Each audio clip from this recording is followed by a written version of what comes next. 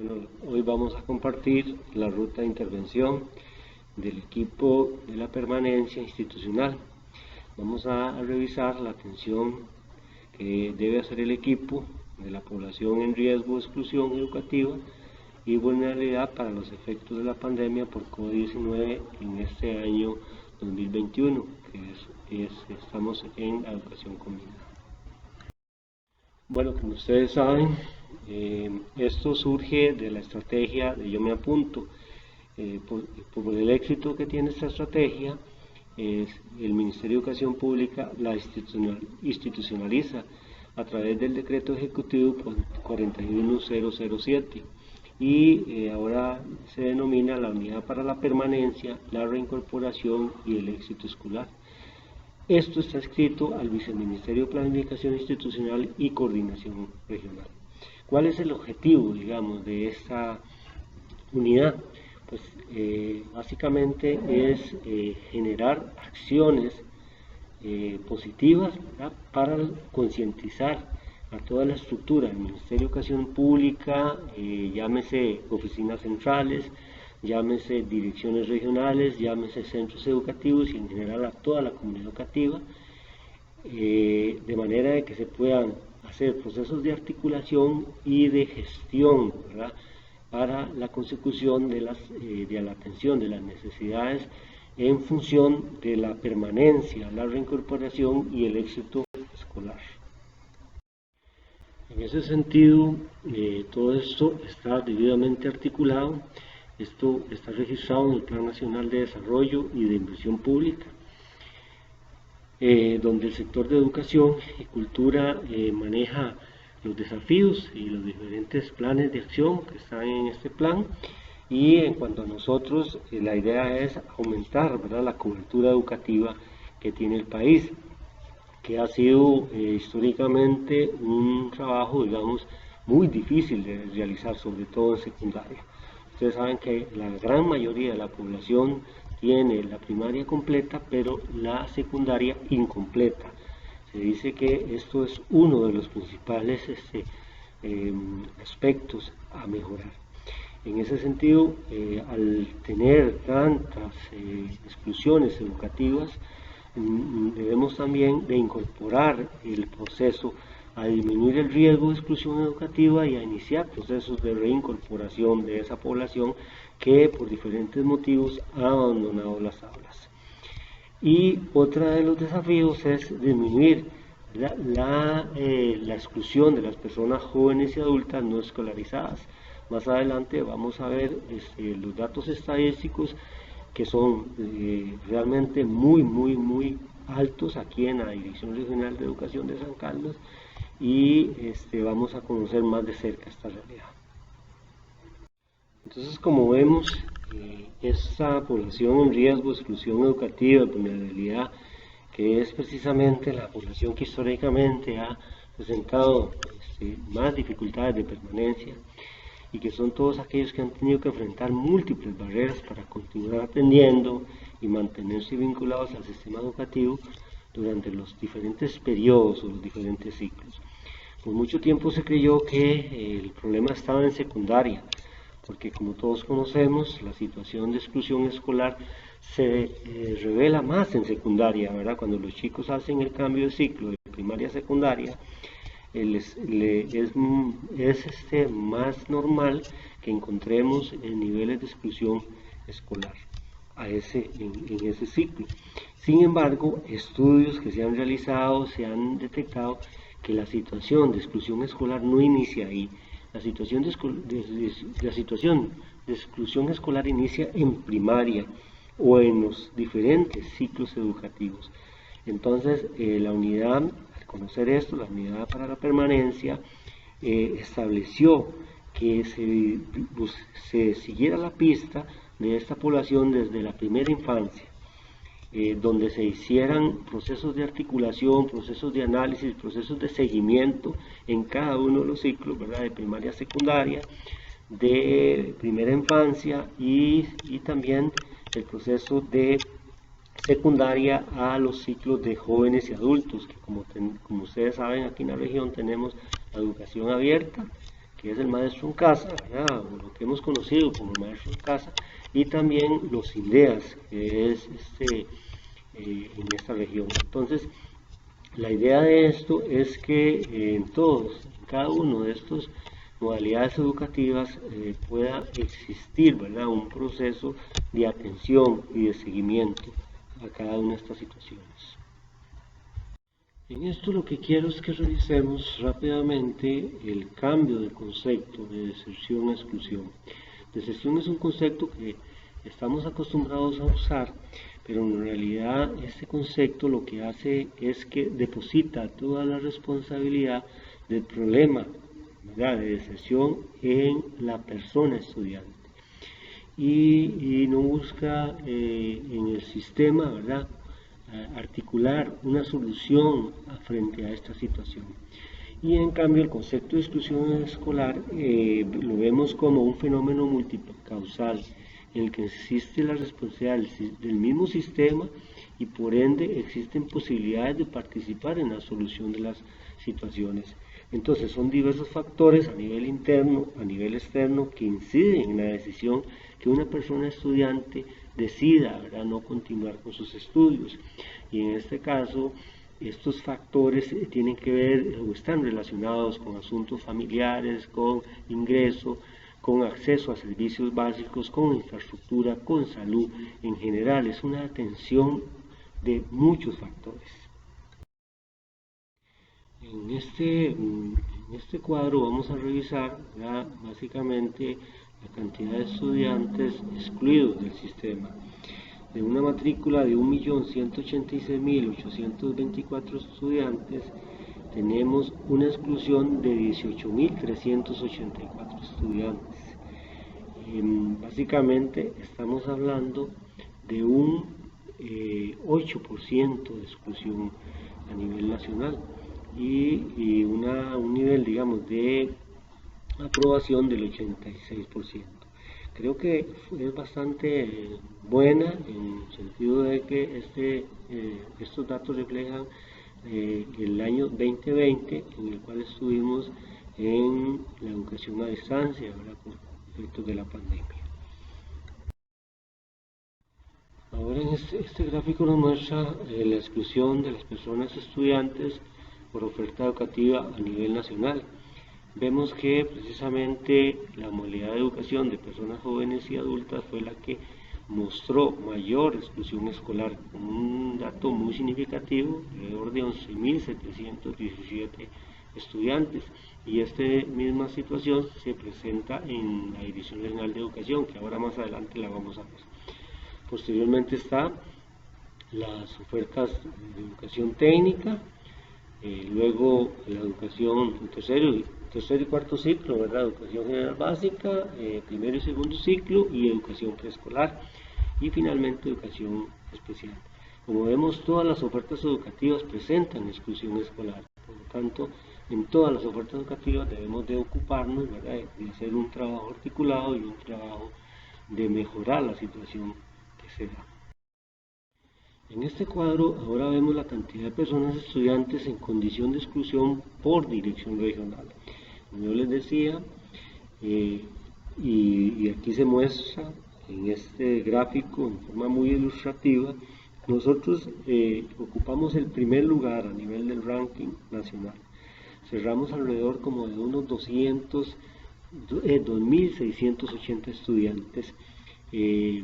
Prácticamente la única que se nos acercó por ahí de los 2.000 fue la Dirección Regional de Alajuela y Heredia. Las otras estuvieron muy por debajo. Esto es un dato bastante preocupante, ¿verdad?, para nosotros, y yo creo que nos debe en este 2021, ¿verdad?, de ocupar, no de preocupar, sino de ocupar en hacer esfuerzos y hacer un trabajo articulado, un trabajo por parte de los equipos de permanencia, con todos los órganos de apoyo del centro educativo en forma prioritaria.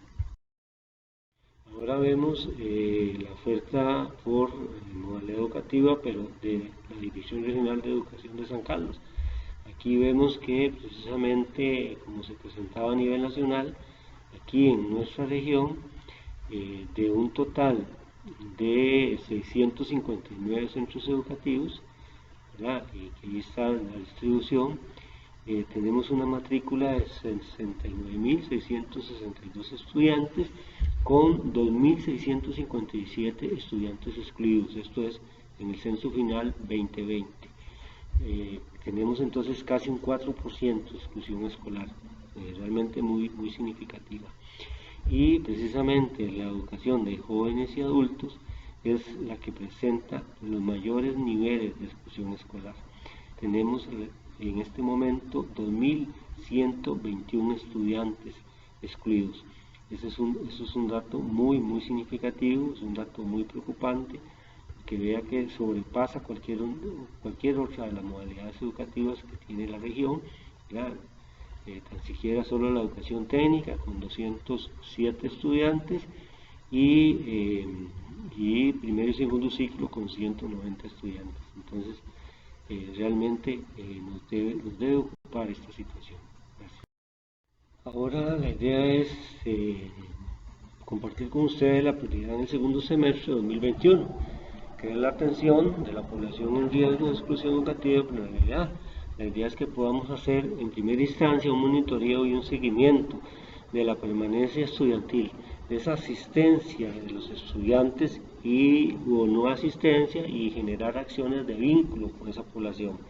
También la condición integral de las personas, ya sea cómo está la parte educativa, cómo está la parte emocional y cómo está la parte socioeconómica y salud. Es una atención integral que debemos de hacer. Ese aspecto es importante que lo monitoreemos. También debemos de revisar la activación de los protocolos y estrategias de alerta temprana. Esto básicamente en los primeros días de la semana al regreso a clases. Esta atención de las personas estudiantes que se encuentran en riesgo de exclusión o vulnerabilidad, y lógicamente hacer acciones de reincorporación a las personas. Luego tenemos el punto C, que es el registro adecuado en la plataforma Saber y otros sistemas de información oficiales que maneja el Ministerio de Educación. Esta detención y atención temprana posibilita elaborar planes de intervención oportuna y como coordinación de apoyos pertinentes para mitigar el riesgo, tomar en cuenta las capacidades instaladas que tiene el centro educativo y en su defecto referir a las instancias competentes. En este caso es activación de redes locales para la atención de todas estas situaciones. Este proceso es importante que sea monitoreado, dirigido y realizado por el equipo de la permanencia del centro educativo. En ese mismo orden de cosas, la atención de la población en riesgo de exclusión, es importante que visualicemos una serie de aspectos fundamentales, ¿verdad?, que debe tener el centro educativo, y en este caso la organización y consolidación de un equipo de trabajo, la consolidación de las redes, ¿verdad?, y la activación de esas redes colaborativas que funcionan a lo interno y a lo externo del centro educativo.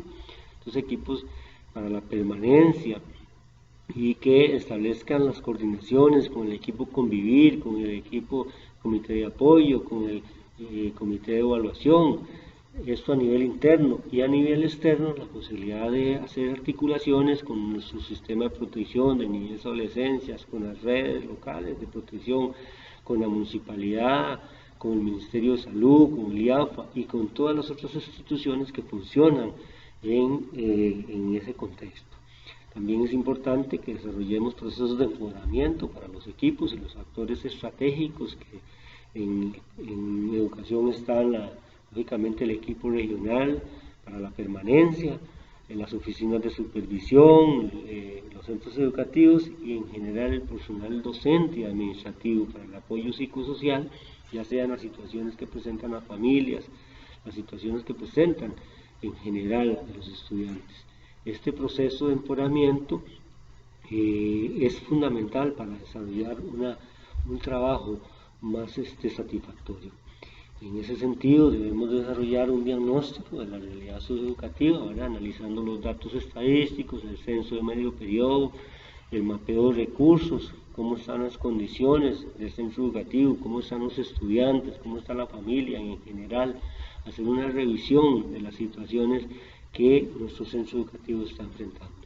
También se debe hacer una gestión y una planificación institucional.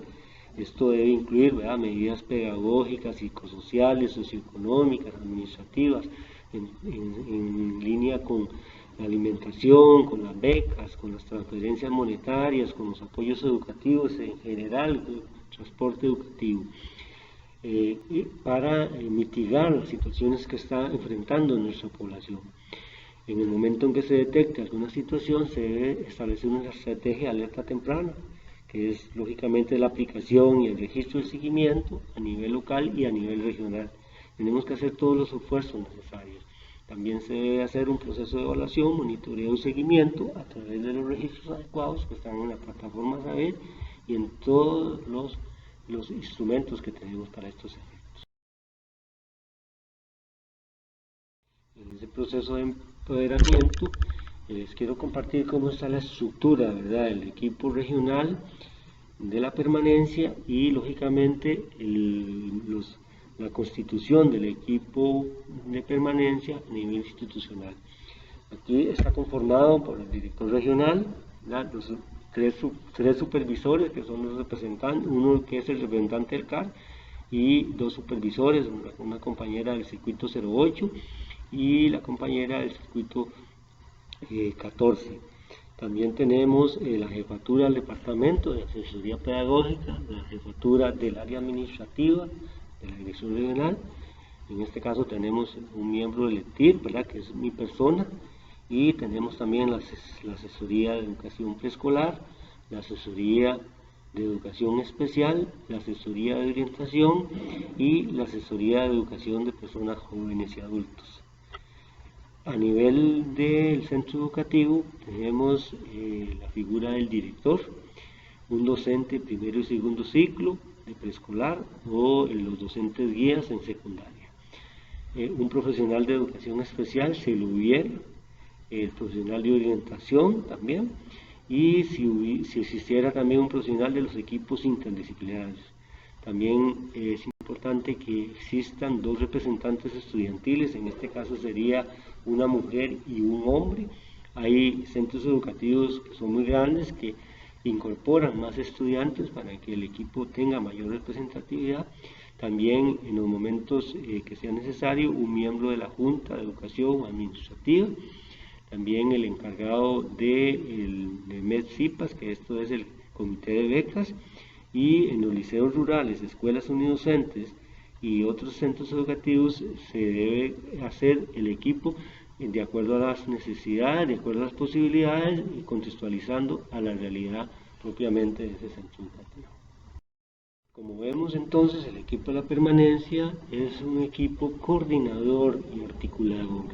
Es un equipo que debe velar por la reincorporación, por la permanencia y por el mejoramiento de toda la comunidad educativa.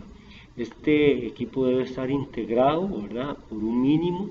Cuando no se cuenta con esas especialidades, entonces las autoridades regionales y lógicamente los centros educativos los deben sustituir, ¿verdad?, cuando no tienen esas figuras. Estos equipos entonces también tendrán que definir espacios de reunión para la coordinación y el seguimiento de las metas y de un plan establecido. Esto se recomienda que sea al menos una vez por mes y la estructura sugerida es flexible, se adjunta al contexto, considerando la representación de las áreas administrativas, las áreas pedagógicas y las áreas psicosociales. La idea de este equipo es que desarrolle procesos de planificación y de organización. Entonces sí es importante que logre hacer un mapeo de los recursos, ¿verdad?, que tiene el centro educativo, elabore planes, programas y proyectos a nivel estratégico, ¿verdad?, con los servicios que cuenta, con las necesidades que cuenta. A su vez es importante que realice una revisión de la población en riesgo y vulnerable que presenta en estas líneas, en pobreza, en población migrante, en población con discapacidad, en situaciones ya sea de necesidades educativas especiales. También es importante que desarrolle factores de riesgo y protección, aquellos que son principales necesidades y fortalezas que presenta el centro educativo.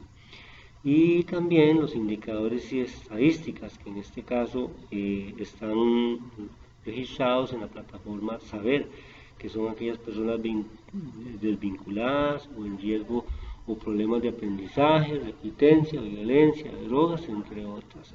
La idea es que tengamos entonces una serie de información que es valiosísima para poder desarrollar esos procesos de articulación, de planificación.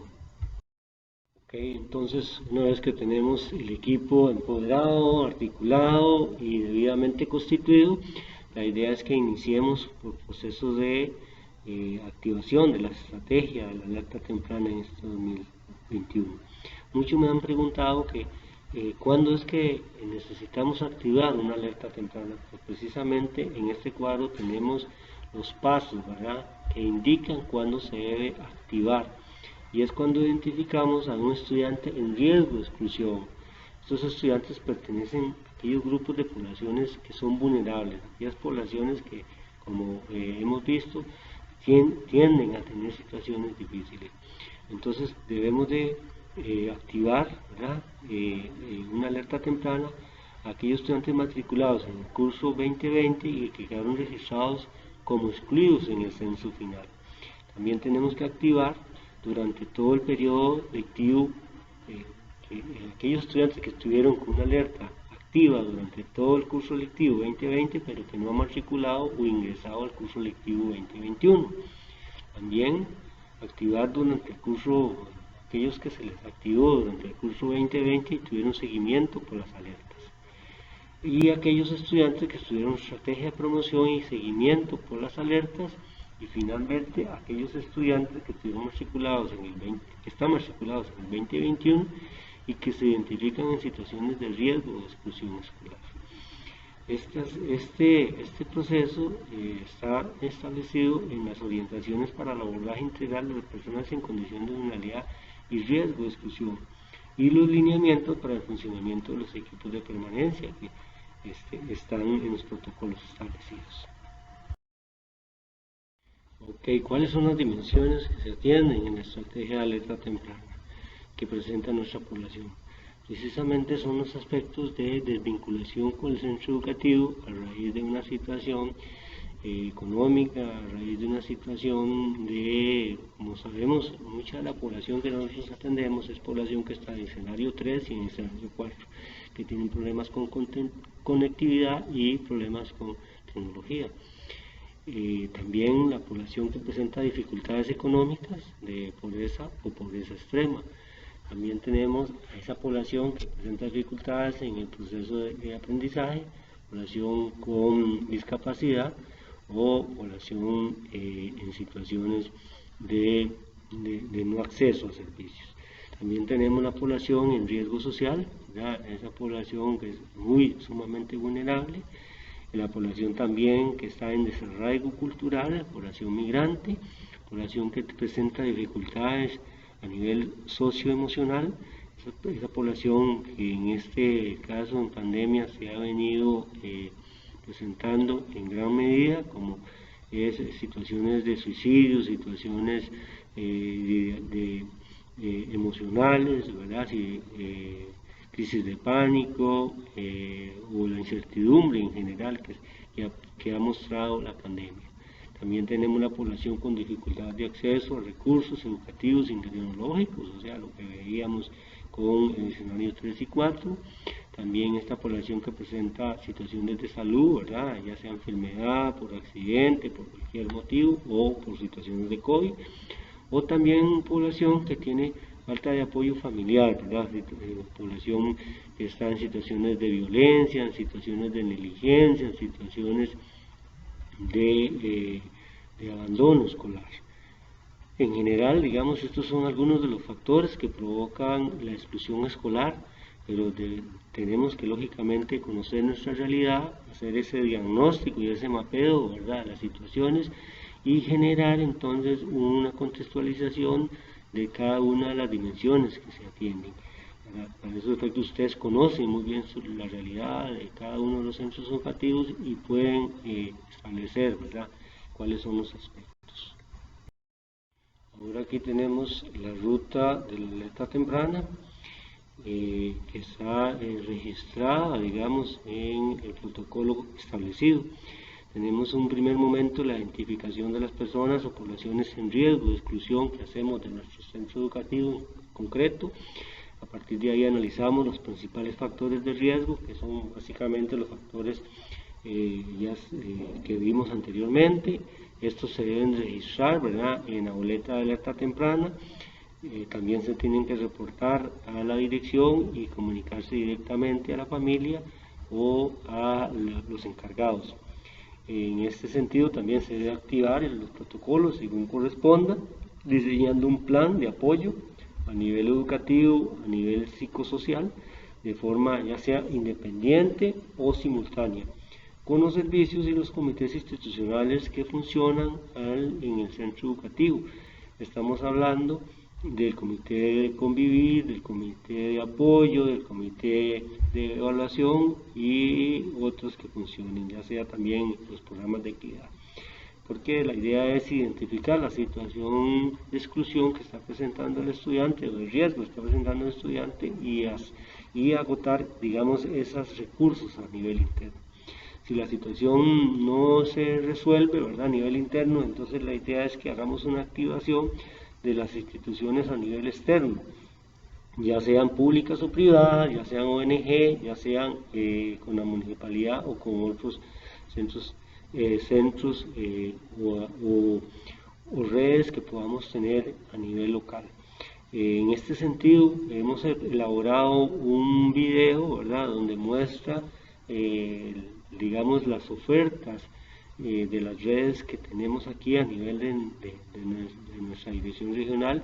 Ese video está ahí a disposición de ustedes para que en su momento lo puedan ver y puedan conocer precisamente esto.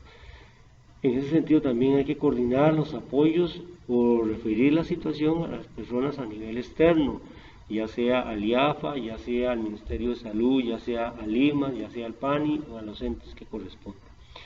Posteriormente se debe hacer un acompañamiento y el seguimiento establecido en la boleta y se debe reportar a las autoridades correspondientes.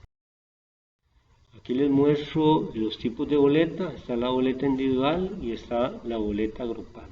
Realmente las dos son muy similares, ¿verdad? Realmente es para el efecto del manejo de la población, ¿verdad? Si tenemos varios casos, pues entonces se adapta más la boleta grupal. Y si tenemos un caso, la individual. Estas boletas ustedes realmente las conocen, hemos trabajado mucho en ellas. Hay un protocolo establecido propiamente para la alerta temprana, ¿verdad? Esta boleta se ha venido, digamos, haciendo más amigable, se ha venido haciendo en Excel, la tenemos para marcar con X. Tiene 8 componentes, son los aspectos o los factores de riesgo que vimos anteriormente, donde se habla de pobreza extrema, de vinculación, de situaciones de salud, de situaciones a nivel tecnológico, etcétera, etcétera. Y como les decía, la boleta o la alerta temprana grupal está muy similar, ¿verdad?, con esos aspectos, o ya sea los que ustedes realmente identifican y contextualizan, ¿verdad?, en cada uno de los centros educativos, porque cada situación de los centros educativos es diferente, ¿verdad? Es diferente la situación que enfrenta, digamos, un centro educativo primaria o un colegio o un CINDEA, ¿verdad?, o una modalidad nocturna o una modalidad diurna. O lógicamente también los planes nacionales, ¿verdad?, lo que llamábamos los preeducacionales. Entonces, la idea es que ustedes se acerquen, que ustedes activen esta alerta en el momento que ustedes detectan las situaciones de riesgo y lo antes posible, ¿verdad?, para buscar una solución a la situación del estudiante. En esta vemos los recursos que tienen a disposición el equipo para la permanencia institucional, donde pueden accesarlos a través de la página del MEP. Ahí se ve el lineamiento para los equipos regionales de la permanencia, la estrategia de alerta temprana, los protocolos de pautas generales, los protocolos para la permanencia estudiantil exitosa, el protocolo de incorporación y las orientaciones para el abordaje integral de la población vulnerable y las personas en riesgo de exclusión educativa 2021. También está el video sobre las redes locales que funcionan aquí en nuestra Dirección Regional de Educación de San Carlos, para que ustedes las conozcan y estén a disposición en el momento que deben de activar una situación a nivel escolar. En este sentido, la Unidad para la Permanencia ha elaborado los protocolos correspondientes que tenemos en este momento, las pautas generales para el abordaje integral de la exclusión educativa. También tenemos el protocolo para la reincorporación de las personas al sistema educativo y finalmente tenemos el protocolo para la promoción de la permanencia estudiantil exitosa en el sistema educativo. Todos estos documentos están en la página del MEP y están disponibles ya sea en presentación, también en videos y en documento. Y ya para terminar, no importa dónde estemos, hoy más que nunca la población estudiantil requiere de que nos unamos, de que articulemos esfuerzos y que trabajemos como un equipo organizado para no dejar a nadie atrás y tener cero exclusión escolar en nuestros centros educativos, de manera de que podamos disminuir esa cantidad de estudiantes excluidos que cerramos en el 2020 y podamos allanar la curva, ¿verdad? Podamos bajar esa cantidad de exclusiones en este 2021. Por lo tanto, les agradezco el trabajo y los invito a que asumamos el reto y el desafío de trabajar, ¿verdad?, en el bienestar de la población estudiantil. Muchas gracias.